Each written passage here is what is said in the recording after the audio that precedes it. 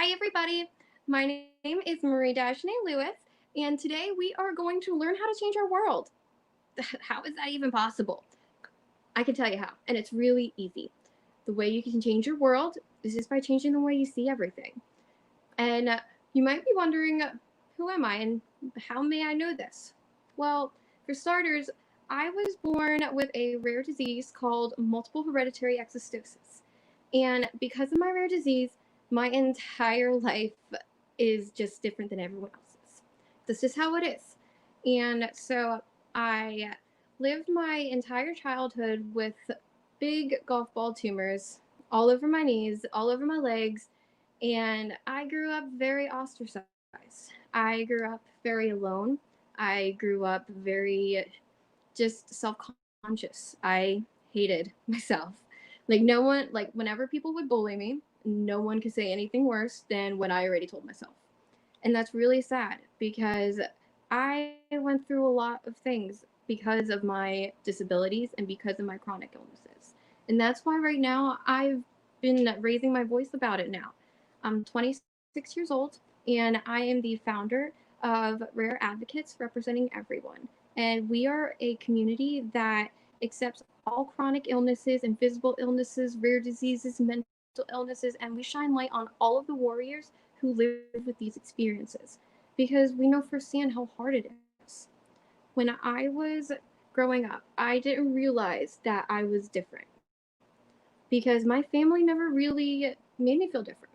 They made me feel special, honestly, about my condition. They made me feel like I was different in a good way because when I went to all my doctors, I would get to go to Katie's ice cream after. And that was so fun. Like, as a kid, I didn't realize I was going to the doctors to look at all the tumors that were destroying my body. I was going to the doctor and getting ice cream after, and I got to pick out a stuffed animal. And so, as a kid, that was just my normal. I went there a couple times a year. And when you have MHE, it really affects you as a child. You have limited mobility. Your tumors get stuck on your tendons, on your growth plates, on your muscles, and it is just extremely painful. And you also can see it. You can see the tumors. You can see the disfigurement. Like, I got rid of most of my disfiguring tumors, and you can kind of see I have one right here, that little bump right there. That's a tumor because of my MHE. And so I had big ones like that everywhere. And as a kid, I was so self conscious of it. Like, I really hated the fact that my legs were different and that I was different. And my mom would try to make me feel better about myself. She would always get me really pretty dresses. She would always make sure I had the frilliest, prettiest dresses. She would always give me these cute little heels. You know, the ones that are like the tiniest baby heels? I remember I would wear that to school every day in kindergarten, and my teachers would get so mad at me because I would be tapping my feet all the time of my anxiety, but I felt cute. I really did. I felt like I was normal. I felt fine, honestly. And then in first grade, that's when people realized Marie's different. Marie has a disability, and Marie's not like all the other kids. I remember it really vividly, actually, because it was a big event. My two best friends growing up were fighting, and they wanted to play with me, but they didn't want to play with each other. So they were each pulling at my arms. And I also have Ehlers-Danlos syndrome. So they were pulling at my arms that can dislocate and that also have tumors all over them. And it was so bad that for days later, I was in so much pain. And they didn't mean any harm by it. They didn't know. Normal kids can always do that stuff to everybody. Like, you see how kids roughhouse. They're just always running, playing, falling, and getting right back up. But that doesn't happen when you have a disability and a chronic illness. When your life is different, like mine, you don't get back up right after. It takes days, sometimes weeks, and honestly, now months. But that's a different story. And so, as a kid, my mom was really worried about that. And so, she came down to the school and she did what any patient advocate leader would do and educated the school about my condition. And there was a big assembly with all the kids and all the people in my grade. And I was really proud because my mom was there and she was talking about me and helping people understand about my condition. And that's when I realized no one in my grade would ever understand about my condition. because after they found out Marie has tumors, they thought Marie had cancer. And they thought Marie's cancer was contagious. And so I was shouted at my friends to get my cancer away from them. I was just completely ostracized. Like, I was friends with every single person at one point in my life, but I just couldn't connect with them. I couldn't, because I just didn't see myself on their level. I saw myself as someone who wasn't worthy. And it's really sad when we as warriors see ourselves the way that people make us feel. And we have a choice, honestly, to change that. But I didn't realize that. And so growing up, I made the choice to see myself just like everyone else did. And I saw myself as the gross little girl with the tumors, with the frizzy hair, with the glasses, who no one wanted to talk to. And that ruled my life for a long time. And although once I got older in school, I felt a little bit better about myself because I found something I enjoyed, but it didn't matter. I was still on a different level than anyone just because of my disability and because of my conditions. I felt like an alien. And growing up, no one in my family had MHE. We didn't understand that my parents also had conditions that I have too, and that it's actually genetic for me. So growing up, my condition was spontaneous. And so not only did I not know any friends that had my condition, no one in my family did either. And that was really hard for me because I remember I ripped up some of my diaries so my mom wouldn't see them because I wrote such depressing things. I wrote how I felt like my family just didn't was better off without me sometimes because I caused so much stress. I wrote how I just felt so different. How even when they were watching like a movie that I didn't watch, I still took it as I was different than my family. And looking back on it now, I understand that I was just a little kid who didn't understand my emotions.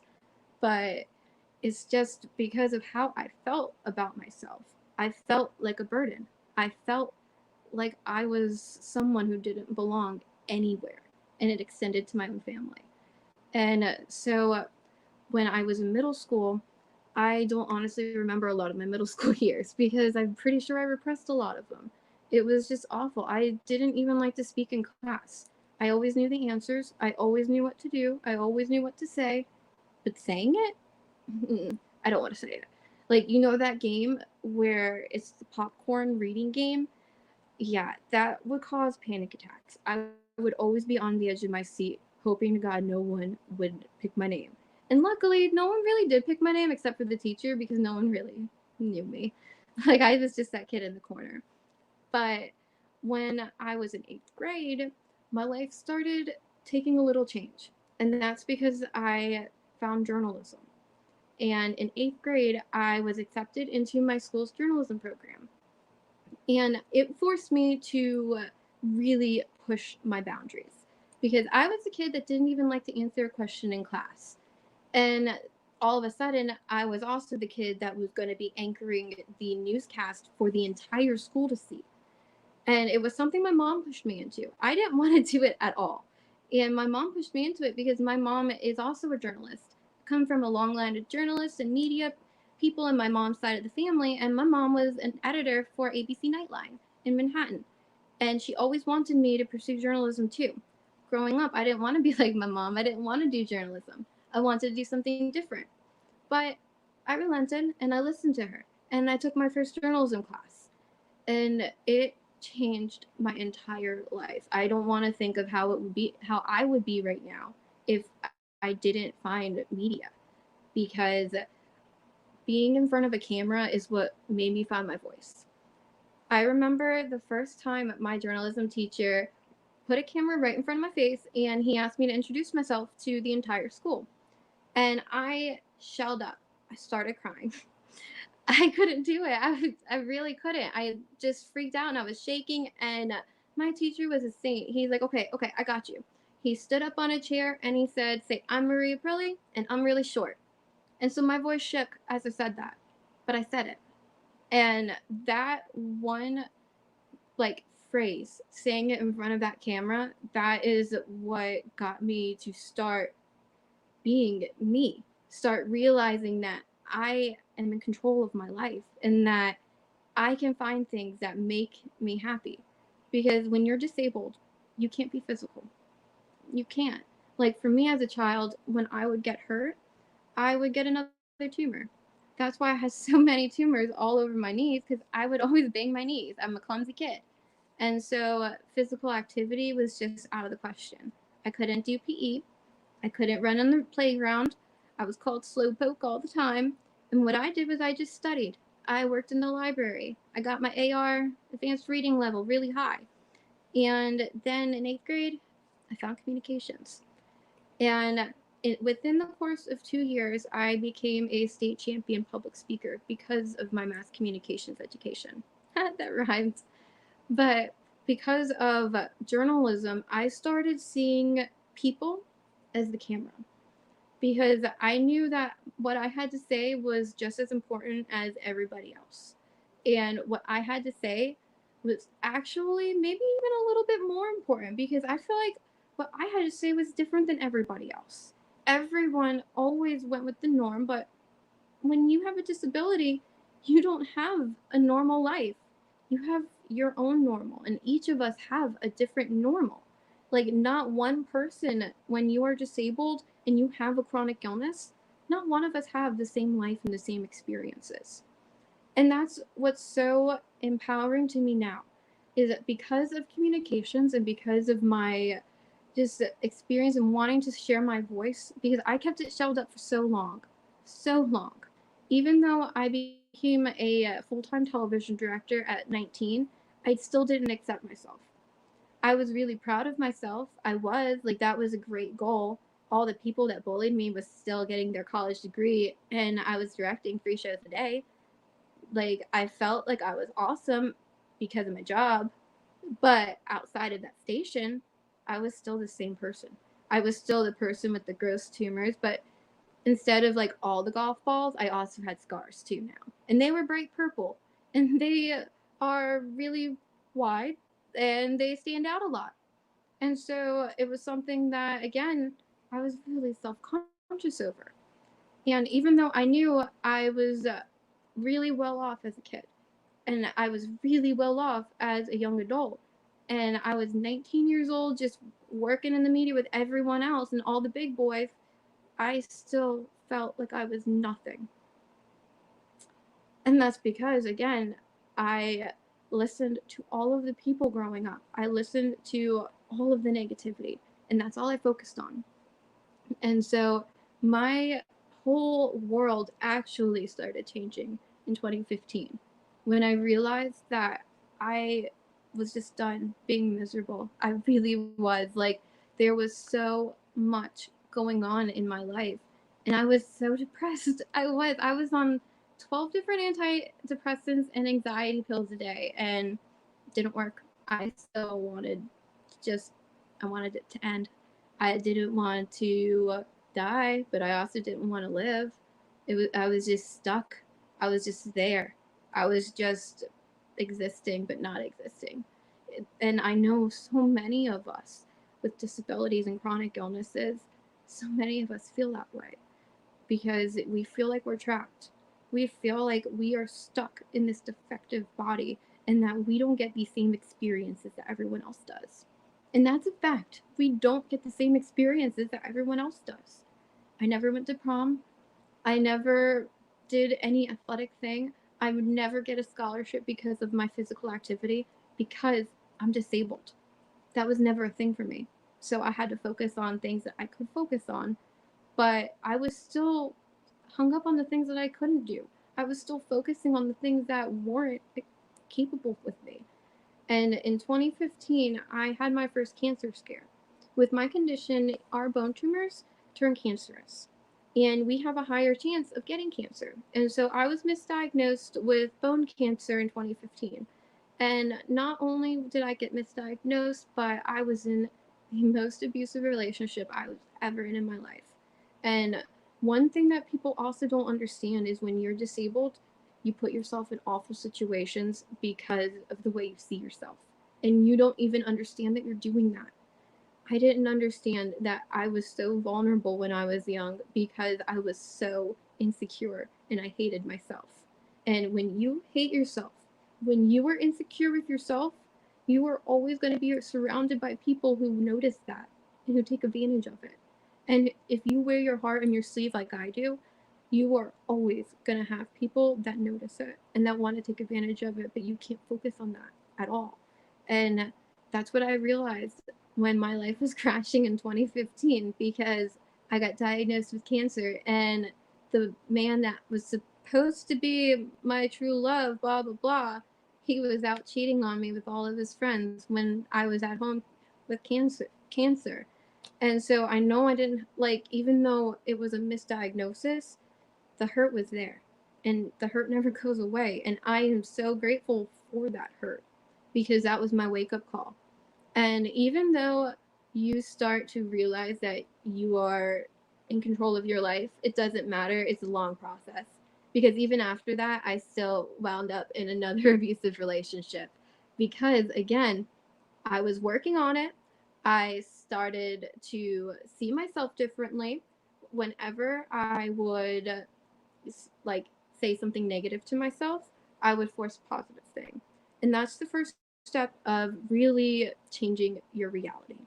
Because when you see yourself in a certain way, when you see the world in a certain way, it's your reality. It doesn't matter if it's truth, it doesn't matter if it's fact, it doesn't matter if it's fiction. It's you, it's your reality, it's what you're living.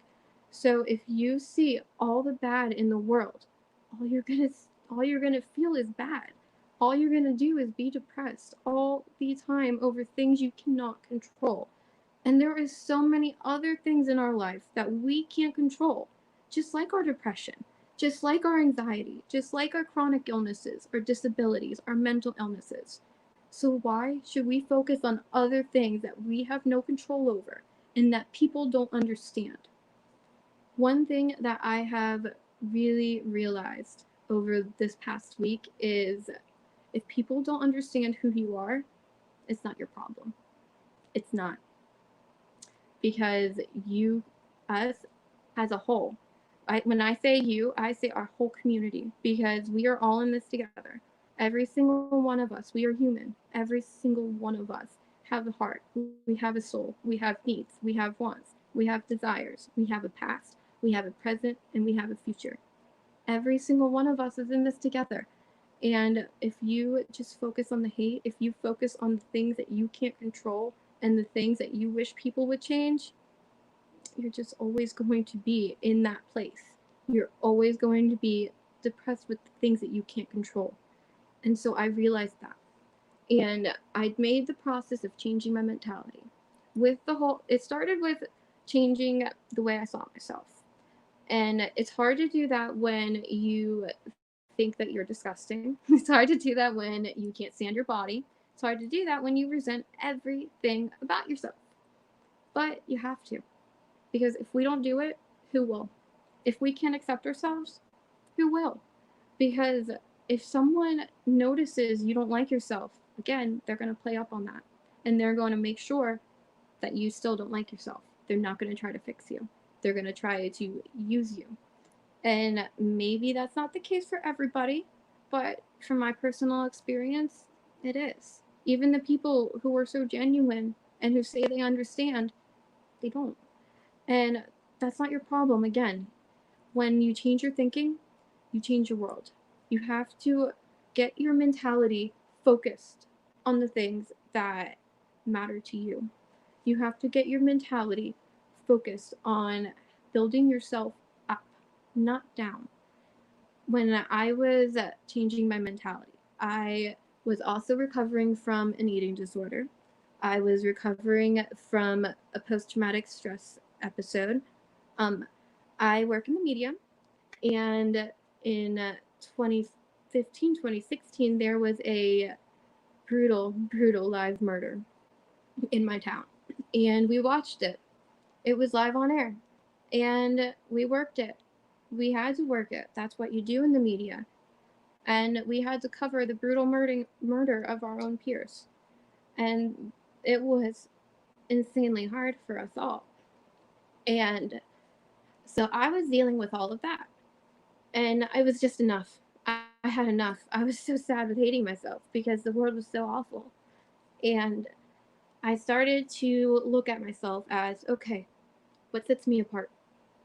What am I good at? What makes me different? And sure enough, when you believe it, what made me different was my disability. Like, and that was what set me apart from everybody. That is what made me who I am today, was the fact that I was born with a disability. I spent 22 years hating my disability. 22 years hating myself because of my disability. And then it just clicked. Your disability is the thing that gave you your life. Yeah, life is hard sometimes. It's unpredictable. You have a flare day, then you'll have a great day, and then you will have the worst flare attack that you've ever had. It's unpredictable. You never know what's going to happen. You never know what new diagnosis you're going to get. You never know if this migraine is going to be a stroke. You never know if you're constipated or if your bowels are just not working. You never know. You have no idea. Oh, I have a fever. Is it COVID or is it the UTI I currently have for the fifth time this month? Who knows? So, when it comes to everything like related to my health, I'm now looking at it as this is just me. Accept me for who I am because it's me.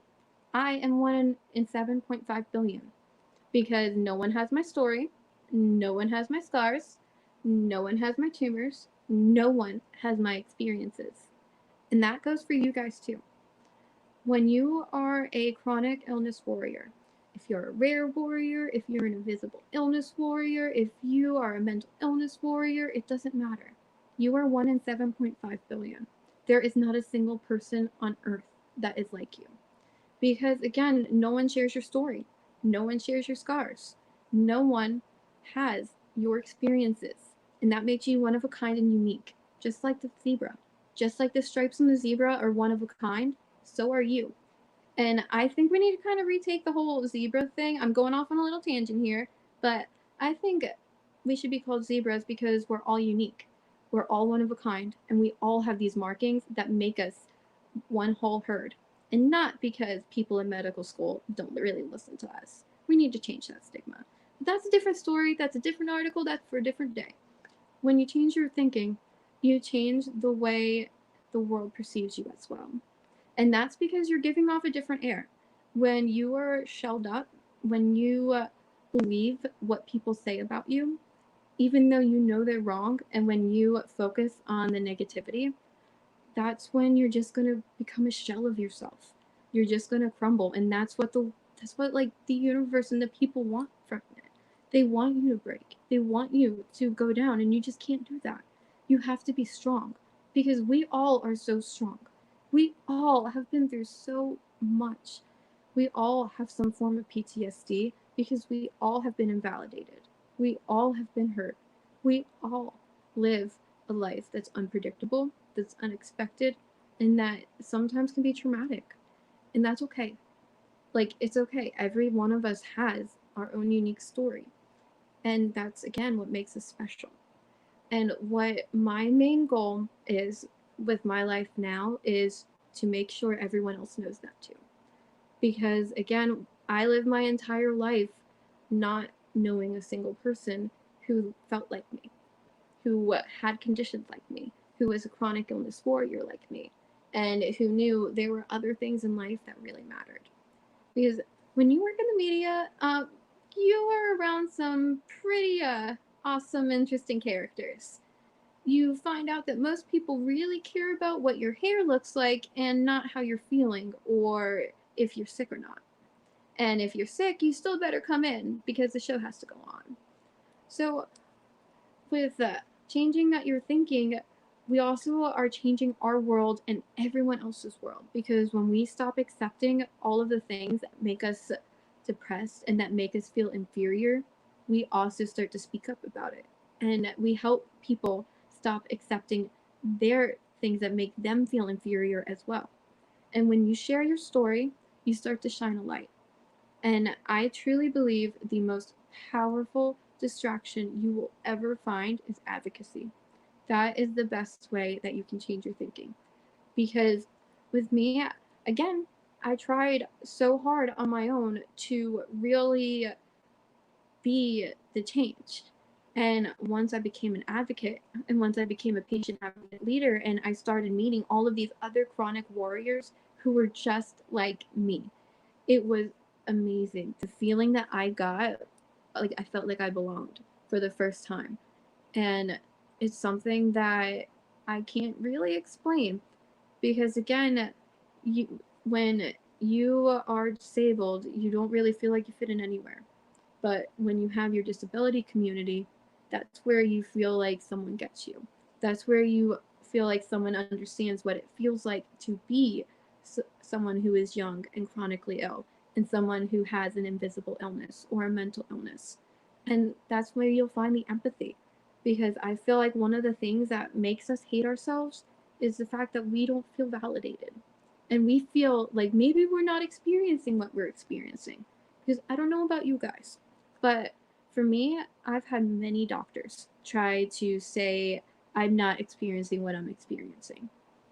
I have myalgic encephalomyelitis and chronic fatigue syndrome, and I just found out about that actually a couple months ago when I had a TIA and my legs just went out.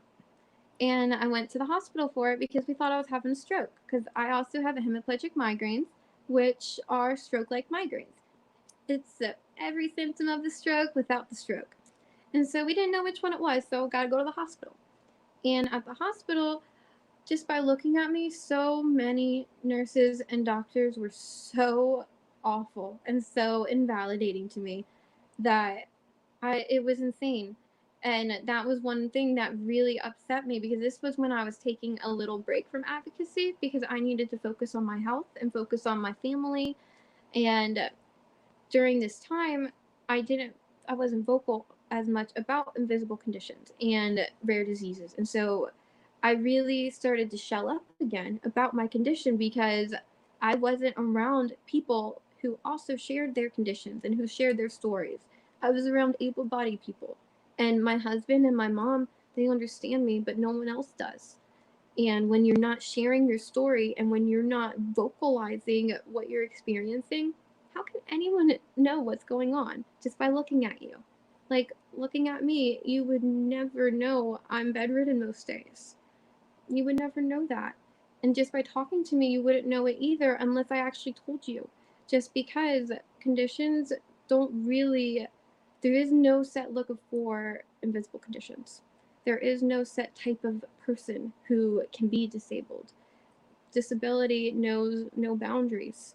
Every single person in their life has the chance of becoming like us. And that's something that I feel like we need to make our voices known more so too. And that's why when we change our thinking, we start to understand we are special, we are strong, we are not alone, and we can make a change and we can make a difference. And again, changing your world starts with you. It starts with how you see yourself. And when you start to understand that the way you see yourself is based on other people's opinions and not your own, you can start to realize that maybe you're not such a bad person. Maybe your disability is not so inconvenient. I mean, you gotta realize being disabled is pretty inconvenient all in itself. So if someone really cared about you, do you think that they would actually make you feel like you're an inconvenience to them? Because I know my mom and my husband don't make me feel like that. But I've also had ex boyfriends screaming at me that I wasn't sick, and the pain was all in my head. So when you change your thinking and you change how you see yourself, you also stop accepting people who make you feel bad. And that's how your world starts to change because you change your surroundings. You do what you want to do, not what other people want you to do. You do what makes you happy, not what makes other people happy. And as warriors, we live with so much. Like, it is a struggle every day just to get out of bed. Not even talking about getting dressed, going to work, taking care of your family, just doing all of the things that able bodied people can do without a second thought. It's such a struggle for us. I can't even do laundry. I'm going to be real honest. This is real talk here. I showered for the first time in 2 weeks for this because it's just been so hard on me. I'm going through the death of my grandfather-in-law. We also lost our uncle days before, and I'm working in the media during one of the scariest times in my life. So, and I'm worried for everybody. I see the hurt for everybody, and it kills me. It really does. And so the past few days, I was dreading this talk because I wasn't positive. I was like, how can I tell people to be positive if I didn't feel positive? And then thankfully, I relied on my advocate friends. And my friend Crystal just built me back up. And she said, you just keep going and you keep your eyes on the prize. What people say about you doesn't matter. You just know what you do and you know what's right, and there's work to do. And it's true. And so it just changed my world again because I was giving up. I was. I was so upset.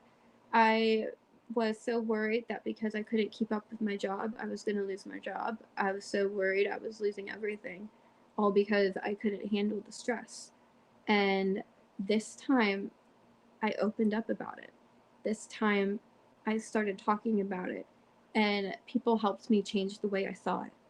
And now I feel so much more empowered than before. I feel like I'm going to be able to do everything, and I'm going to make Papa proud, and I'm going to make my family proud, and I'm going to make the community proud. And it's just that's what you have to do. When you feel so down, when you feel like you are just going to give up and no one understands you, you need to understand that it's okay. Just take some time. Just look at your life. Stop listening to other people and just focus on you. Because the people that matter is you and your family. No one else. No one else's opinion matters. And truthfully, if you have toxic family, their opinion doesn't matter either. Like, to change your thinking, you have to understand toxicity is the problem, and the solution is to make your boundaries. And once you make your boundaries, that's when you can start to open up the world. And that's when you can start to focus on the good, on the positive. And that's when you'll start to see all the beauty in the world. Because before, the world was a dark place. It really was. I never imagined my life being the way it is today. I never imagined being married, happily married. I met my husband right after I got out of my last abusive relationship, and it's just night and day. And the reason it's night and day is because I accepted myself. After my last relationship, after that man felt the need to scream at me, my pain is in my head and it's not real, I understood I need to just be me. If anyone wants to be with me, they will accept the fact that I'm disabled. They'll affect. I'm so sorry. I have a migraine, and my words are not working. It happens. But if anyone wants to be with me, they'll accept the fact that I am who I am. I'm in chronic pain all the time. I cannot do things able-bodied people can do, and there will be times that I have to stay home and being in bed, and I can't be social, and it is what it is. And it's just amazing that when I was unapologetically myself, just me, because I kept telling myself, Marie, you are 1 in 7.5 billion. If someone doesn't want you, oh well, because there's no one else like you. And that's how I found my husband. Like, and I didn't even find him. He found me. He did. I wasn't looking. He kept messaging me. And it's just the most amazing thing in the world because now I have a family that loves me. I have my family that's even grown so much bigger than before. And I have so much support through people that I can rely on. Because before, when I was younger, my family was just my mom, my dad, and my brother. And only three people isn't a lot. And especially when you feel different from them and when you feel that you don't belong with them, it's not, it's not, it doesn't work because I didn't feel comfortable asking for help as a kid. And if I felt comfortable asking for help and talking about my depression and telling my mom why I'm depressed, why I feel this way, and that my condition actually affects me a lot more than I let off, I don't even know how my life would be right now. And it's not that I regret it, because you can never regret anything. Because the universe makes things happen for a reason. And you might not know the reason in the time, but there's a reason for everything. And so when you tell yourself that, when things go wrong, and when you feel hurt, and when you feel betrayed, and when you feel neglected, and when you feel invalidated, you just remind yourself there's a reason for this. I'm going to find it and I'm going to make it better. And you keep moving on. And that's how you're going to change your world. Your mentality is so important. If you focus on the dark, all you'll see is the dark. But if you be the light, and if you see the light, and if you spread the light, your life is just going to open up so much. You're going to meet the people who care. You're going to meet the genuineness. You're going to see the actual side of the world that you missed for so long.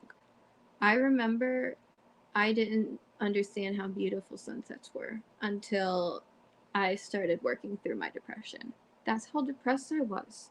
And I was so young. And it's really sad. Like, when you start to think about it, there's so many people out there that felt like me, and it's just really sad to think about that. And that's why with R.A.R.E, I just want to spread the light. I just want to help people share their story and inspire people to share their story too. Because for me, communication is what helped me. Communication in all forms of everything. Just journalism, communicating to my parents, communicating to the community, becoming an advocate, social media, just everything. Once I started opening up and sharing my story, that's when my world opened up. That's when I started to be able to see myself differently. Because when I started sharing my story, it wasn't for to be an advocate. It wasn't, honestly. I didn't expect any of this to happen. It was to share something. It was to basically, um, you know, it was just because I was frustrated. I was so upset with how I felt invalidated, and just being able to share my story and meet the people who understood because I shared my story, it meant a lot. And so that's how you can start to change your world. And if you want any help with that, you can just find me on Instagram. You can find me on my website, R.A.R.E Advocates Representing Everyone. And I know I've been talking a lot, but you guys understand it's been a really hard week for me, and I've been looking forward to this chat because I really needed a reminder of why changing your thinking is important, and why focusing on the positive and not the negative is how you'll grow. And so I hope you all have a wonderful night. I hope you all stay safe and just keep sharing your story. And just remember, you're not alone in what you do. And so thank you guys. Bye bye.